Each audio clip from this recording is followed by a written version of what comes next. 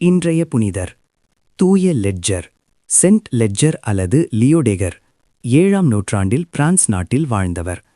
அவர் ஓட்டுன் நகரின் ஆயராக, bishop of ஆட்டுனாக பணியாற்றினார்.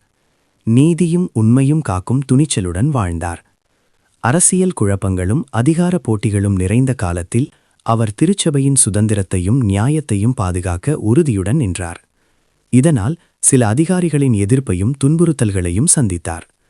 அவரை பிரித்து கொடுமைப்படுத்தி கடுமையான வேதனைகளுக்கு உட்படுத்தினர். ஆனால் அவர் இறைவன் மீது கொண்ட விசுவாசத்தை மறுக்கவில்லை. இறுதியில் அவர் தியாகியாக மரித்தார். அவரது தைரியம் மற்றும் விசுவாசம் திருச்சபையில் பெருமையாக நினைவு கூறப்படுகிறது. இறைவேண்டுதல்.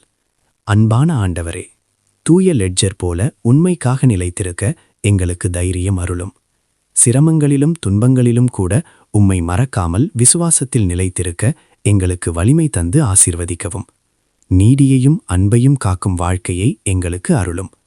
தூய லெட்ஜரின் மன்றாட்டினால் எங்கள் வேண்டுதல்களை ஏற்று அருளும். ஆமேன்.